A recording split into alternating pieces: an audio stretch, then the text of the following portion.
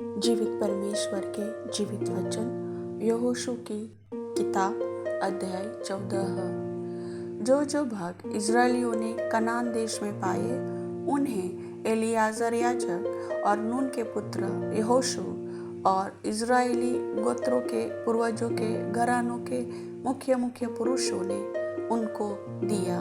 वे ये हैं जो आज्ञा यहोवा ने मूसा के द्वारा 9.5 गोत्रों के लिए दी थी, उसके अनुसार उनके भाग चिट्ठी डाल कर दिए गए। मूसा ने तो 2.5 गोत्रों के भाग यर्दन पार दिए थे, परंतु लेवियों को उसने उनके बीच कोई भाग न दिया था।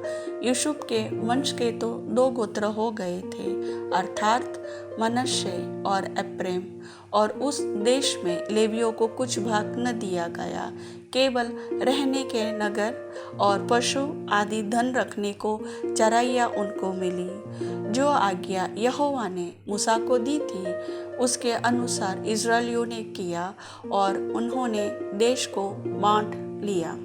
तब यहूदी यहोशू के पास गिलगाल में आए और कनजी यपुन्ने के पुत्र कालेब ने उससे कहा, तू जानता होगा कि यहोवा ने कादेश बरने में परमेश्वर के जन मूसा से मेरे और तेरे विषय में क्या कहा था। जब यहोवा के दास मूसा ने मुझे इस देश का भेद लेने के लिए कादेश बरने से भेजा था, तब मैं 40 वर्ष का था और मैं सच्चे मन से उसके पास संदेश ले आया। और मेरे साथी जो मेरे संग गए थे उन्होंने तो प्रजा के लोगों का मन निराश कर दिया, परंतु मैंने अपने परमेश्वर यहोवा की पूरी रीति से बात मानी।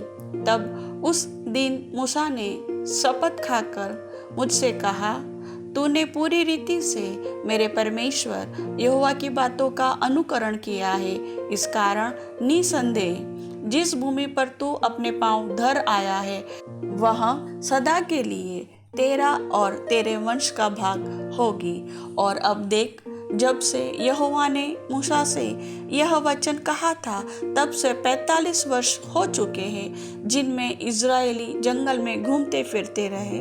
उनमें यहोवा ने अपने कहने के अनुसार मुझे जीवित रखा है और अब मैं 85 वर्ष का हूँ। जितना बल मूसा के भेजने के दिन मुझ में था उतना बल अभी तक मुझ में है। युद्ध करने और भीतर बाहर आने जाने के लिए जितनी उस समय मुझ में सामर्थ्य थी उतनी ही अब भी मुझ में सामर्थ्य है। इसलिए अब वह पहाड़ी मुझे दे जिसकी चर्चा यहोवा ने उस दिन की थी। तूने तो उस दिन सुना होगा कि उसमें अनाक वंशी रहते हैं और बड़े बड़े गढ़ वाले नगर भी हैं, परंतु क्या जाने संभव है कि यहोवा मेरे संग रहे और उसके कहने के अनुसार मैं उन्हें उनके देश से निकाल दूं। तब यहोशू ने उसको आशीर्वाद दिया और हेब्रोन को यपुन्ने के पुत्र कालेब का भाग कर दिया।